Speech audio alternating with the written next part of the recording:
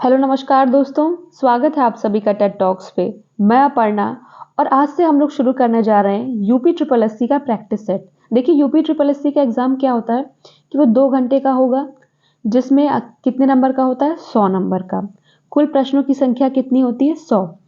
और कितने ऑप्शन आपको दिए जाते हैं, 4 ऑप्शन। प्रत्येक सही उत्तर के लिए 1 अंक दिया जाता है और गलत उत्तर के लिए आपके 2.5 मार्क्स जो है काट लिए जाते हैं, यानी इसमें आपकी नेगेटिव मार्किंग भी होती है। तो देखिए आज से हम लोग इसका प्रैक्टिस सेट सॉल्व करेंगे, इंपॉर्टेंट क्वेश्चन करेंगे। तो आज जो हम प्रैक्टिस सेट सॉल्व करेंगे उसमें हम 30 प्रश्न जीएस के करेंगे। तो चलिए शुरू करते हैं आज की क्लास को। बहुत ध्यान से करिएगा क्योंकि बहुत ही ज्यादा इंपॉर्टेंट क्वेश्चन आने वाले हैं। तो पहला प्रश्न है इसमें कि मोहनजोदड़ो में कौन सी संरचना मिली है जो सबसे महत्वपूर्ण है। ठीक है, पहला ऑप्शन है महास्नानागार, टावर, महल या मंदिर।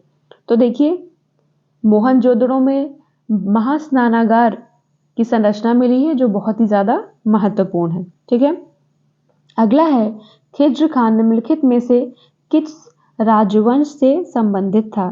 तो देखिए खिज्र खान दिल्ली सल्तनत के सैयद वंश का संस्थापक था। ठीक है, और इसने क्या किया, 1414 ईस्वी में खिज्र खान ने दिल्ली की सत्ता पर अधिकार कर लिया था। इसने सुल्तान की उपाधि धारण नहीं की और स्वयं को रयते आला घोषित किया था। क्या घोषित किया था, स्वयं को रयते आला घोषित किया था। तो ये इंपॉर्टेंट पॉइंट है, इसको आप लोग लिख लीजिएगा। अगला प्रश्न है ईस्ट इंडिया कंपनी की स्थापना कब की गई थी। देखिए ईस्ट इंडिया कंपनी की स्थापना कब की गई, 1600 ईस्वी में की गई। ठीक है, तो क्या दिन था, 31 दिसंबर 1600 में हुई थी। और इसे जॉन कंपनी के नाम से भी जाना जाता है। इसे ब्रिटेन की महारानी विक्टोरिया ने भारत के साथ व्यापार करने के लिए 21 वर्षों तक की छूट दी थी। अब देखिए अगला प्रश्न है प्रश्न नंबर 4, किसके शासनकाल में रुपए का सिक्का भारत में प्रथम बार ढाला गया था। पूछा जा रहा है कि रुपए का सिक्का भारत में प्रथम बार किसके शासनकाल में ढाला गया। तो वो ढाला गया था किसके शासनकाल में, शेरशाह सूरी के शासनकाल में। तो अगला प्रश्न है इसमें हमारा कि धार के राजा भोज निम्नलिखित में से कौन से राजवंश से संबंधित थे। तो राजा भोज किससे संबंधित थे, परमार वंश से संबंधित थे। अगला प्रश्न है किसने इंडियन नेशनल आर्मी यानी आईएनए संगठित की थी। देखिए आईएनए संगठित की गई थी किसके द्वारा, सुभाष चंद्र बोस के द्वारा। देखिए इंडियन नेशनल आर्मी की स्थापना कैप्टन मोहन सिंह ने सितंबर 1942 में सिंगापुर में की थी और वर्ष 1943 में इसका नेतृत्व सुभाष चंद्र बोस को सौंपा गया था। ठीक है, सुभाष चंद्र बोस जी ने इसको पुनर्संगठित किया था। ठीक है, और एक बात आप और जानते रहिए कि जुलाई 1944 को बर्मा में भारतीय राष्ट्रीय सेना को उत्प्रेरित करने के लिए इन्होंने तुम मुझे खून दो मैं तुम्हें आज़ादी दूंगा का नारा दिया था। तो सुभाष चंद्र बोस जी ने कहा तुम मुझे खून दो मैं तुम्हें आज़ादी दूंगा का नारा दिया था, उन्होंने बर्मा में दिया था भारतीय राष्ट्रीय सेना को उत्प्रेरित करने के लिए 1944 में। सन क्या था, 1944, जगह क्या थी, बर्मा थी। ठीक है, अब अगले प्रश्न की तरफ चलते हैं हम लोग। प्रश्न नंबर 7 है स्वाभिमान आंदोलन किसके द्वारा शुरू किया गया था। देखिए स्वाभिमान आंदोलन शुरू किया गया रामास्वामी नायकर के द्वारा। क्या सही है आपका, ऑप्शन नंबर सी। कब शुरू किया गया था, 1925 में शुरू किया गया था। ठीक है, अगला प्रश्न है 1857 के स्वाधीनता संग्राम में राव तुलाराम ने किन क्षेत्र में अंग्रेजों का मुकाबला किया था। किन क्षेत्रों में किया था उन्होंने, नालौर और रेवाड़ी में किया था। क्या सही है इसमें आपका, ऑप्शन नंबर 1 सही। चलिए अगले प्रश्न की तरफ चलते हैं।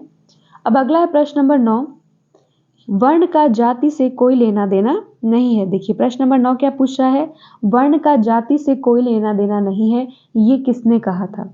तो ये किसका कथन है, ये महात्मा गांधी का कथन है। क्या सही है आपका, ऑप्शन नंबर 3। कलाम ए नैरंग द्वारा लिखी कविताओं का संकलन है। देखिए कलाम ए नैरंग सैयद गुलाम बिग के द्वारा लिखी गई कविताओं का संकलन है।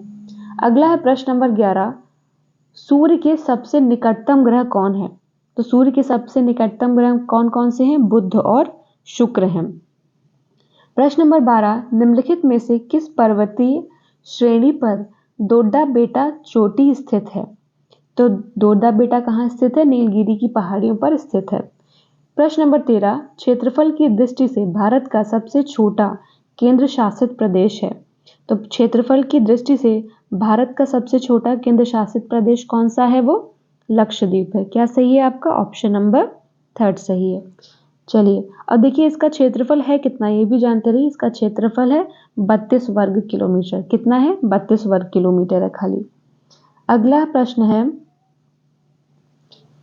यदि पृथ्वी पर कोई वायुमंडल नहीं होता तो आकाश कैसा दिखाई देता?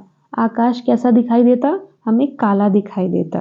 ठीक है, देखिए यदि पृथ्वी पर वायुमंडल का अस्तित्व नहीं होता तो आकाश कैसा दिखलाई पड़ता? काला दिखलाई पड़ता। तो इसमें आपका क्या सही? ऑप्शन नंबर बी सही है। प्रश्न नंबर 15 है, नदी डॉल्फिन के संदर्भ में निम्नलिखित पर विचार कीजिए। यह गंगा ब्रह्मपुत्र नदी घाटी में पाई जाती है, सही है। उसका स्थानीय नाम स्विस है, ये भी सही है। यह एक अंध प्रजाति है, ये भी सही है। तो इसमें आपका क्या सही? ऑप्शन नंबर डी की उपरोक्त सभी सही है। तो देखिए नदी डॉल्फिन के बारे में ये तीनों कथन आप याद कर लीजिएगा, जिससे अगर अलग अलग करके कभी पूछे जाए तो आपको उत्तर आता हो। अगला है प्रश्न नंबर 16, जजमानी प्रणाली ग्रामीण डैश की रीढ़ की हड्डी है? किसकी है? अर्थव्यवस्था और सामाजिक आदेश की। ठीक है, देखिए जो जजमानी प्रणाली थी ये भारत के गांवों में सबसे उल्लेखनीय रूप से एक आर्थिक प्रणाली थी। इसमें क्या होता था कि निचली जातियों ने उच्च जातियों के लिए विभिन्न कार्य किए और बदले में अनाज या अन्य सामान प्राप्त किया। ये क्या थी? एक विनिमय प्रणाली थी। ठीक है, विनिमय मतलब आदान प्रदान जहां हो रहा हो। वर्तमान में ये प्रणाली क्या अभी चल रही है? नहीं चल रही, ये खत्म हो चुकी है। अगला है प्रश्न नंबर 17, निजी क्षेत्र को सौंपी गई 7वीं योजना डैश परत की है? किस परत की है वो? 3 परत की है। क्या सही है इसमें आपका? ऑप्शन नंबर बी सही है। देखिए त्रिस्तरीय योजना है और इसके अंतर्गत क्या किए गए हैं? आधुनिक मॉडल तैयार किए गए हैं जिससे सभी राज्य में प्रभावी विकास कार्यक्रम को एक नई दिशा दी जा सके। ठीक है, तो अगला है हमारा प्रश्न नंबर 18, सिक्योरिटी प्रिंटिंग प्रेस कहाँ है? सिक्योरिटी प्रिंटिंग प्रेस कहाँ है? नासिक में है। क्या सही है 18 में आपका? ऑप्शन नंबर 1 सही है। अब पूछा जा रहा है कि मनरेगा को विस्तार दीजिए, कि मनरेगा का क्या पूरा नाम है? इसका नाम है Mahatma Gandhi rural employment guarantee act. इसकी शुरुआत कब हुई? 2 फरवरी 2006 को हुई। ये भी एक महत्वपूर्ण प्रश्न है, आप ये भी याद रखिए कि इसकी शुरुआत कब हुई? 2 फरवरी 2006 को हुई। ठीक है, अब हम चलिए अगले प्रश्न की तरफ चलते हैं। प्रश्न नंबर 20 क्या पूछ रहा है देख लेते हैं फटाफट।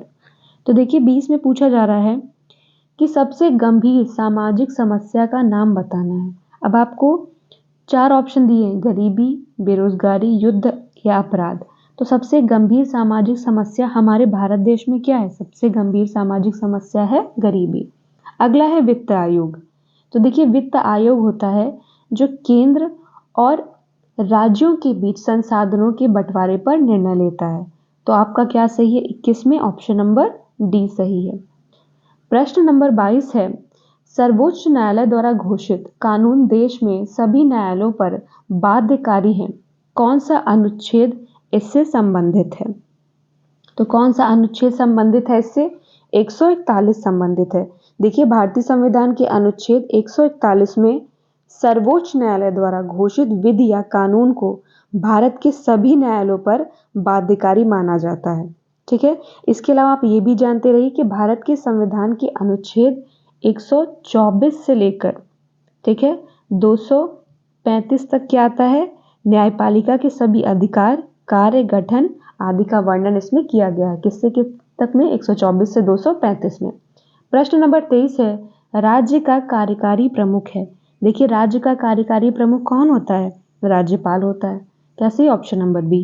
प्रश्न नंबर 24, मौलिक अधिकारों के संचालन को निलंबित करने की शक्ति किसके पास है?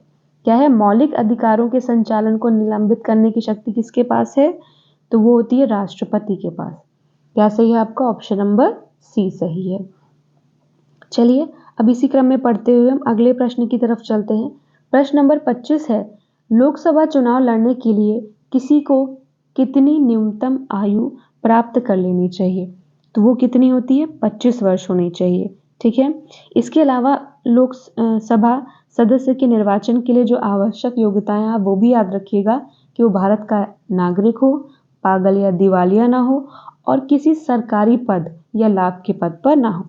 तो 25 वर्ष की आयु है और जो 3 मैंने आपको बताई है वो भी आप याद रखिएगा। अगला है प्रश्न नंबर 26। कोरियोलिस बल डैश पर अधिकतम है। तो ये किस पर अधिकतम होता है? भूमध्य रेखा और ध्रुवों दोनों पर ही अधिकतम होता है। तो इसमें आपका क्या सही? ऑप्शन नंबर सी कि ए और बी दोनों पर। ठीक है। अगला है प्रश्न नंबर 27। एक गतिशील बस में अचानक ब्रेक लगाने से सवारी आगे की ओर झुक जाती है। यह किस नियम का पालन करती है? ये न्यूटन के प्रथम नियम का पालन करती है। ठीक है। तो देखिए, जब गतिशील बस के अचानक ब्रेक लगाने से सवारी आगे की ओर झुकना किसका पालन कर रही है? न्यूटन के प्रथम नियम का पालन कर रही है। देखिए, यदि कोई वस्तु विरामावस्था में है तो वो विरामावस्था में ही रहेगी और यदि एक समान गति की अवस्था में है तो एक समान गति की अवस्था में ही रहेगी जब तक उस पर कोई बाह्य बल ना लगाया जाए। यह क्या है? ये न्यूटन का गति का प्रथम नियम, या इसे हम क्या कहते हैं? जड़त्व का नियम कहते हैं। यही आपका क्या है? जड़त्व का नियम है। इंपॉर्टेंट पॉइंट है। अगला है हमारा प्रश्न नंबर 28 कि डैश बोरेक्स के निर्माण में प्रयुक्त होता है। बोरेक्स के निर्माण में क्या प्रयुक्त होता है? ब्राइन प्रयुक्त होता है। ये क्या है? एक उच्च सांद्रता वाला नमक होता है। ठीक है। ये क्या होता है? उच्च सांद्रता वाला जो है नमक होता है। और आप चाहें तो बोरेक्स का रासायनिक सूत्र भी याद रख सकते हैं, Na2B4O7.10H2O। ठीक है। ये भी आप चाहें तो इसको याद रख सकते हैं। इसका प्रयोग बहुत से डिटर्जेंट और सौंदर्य प्रसाधनों में किया जाता है। अगला है हमारा प्रश्न नंबर 29। सामान्यतः एक स्वस्थ वयस्क में वृक्क में आरंभिक निस्यंदन डैश लीटर प्रतिदिन के लगभग होता है। कितने होता है? 180। क्या सही है इसमें आपका? ऑप्शन नंबर सी सही है। आखिरी प्रश्न है आज के हमारे इस प्रैक्टिस सेट का कि मानव रुधिर का पीएच लगभग कितना है। देखिए, मानव रुधिर का पीएच कितना होता है? 7.4 होता है। और ये एक इम्पॉर्टेंट क्वेश्चन है, आप इस पे स्टार लगा लीजिएगा। ठीक है। देखिए, पीएच मान का मतलब क्या होता है ये भी आप जान लीजिए कि किसी विलयन की अम्लता या क्षारकता की एक माप होती है। ठीक है। तो यही आपका क्या है?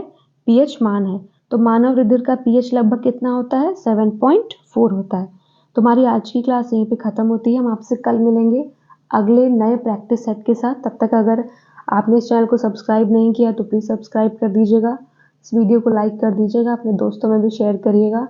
तो हम आपसे मिलते हैं अपनी अगली क्लास में। तब तक आप सभी को आपके आने वाले एग्ज़ाम की तैयारी के लिए बहुत बहुत बेस्ट विशेस। नमस्कार।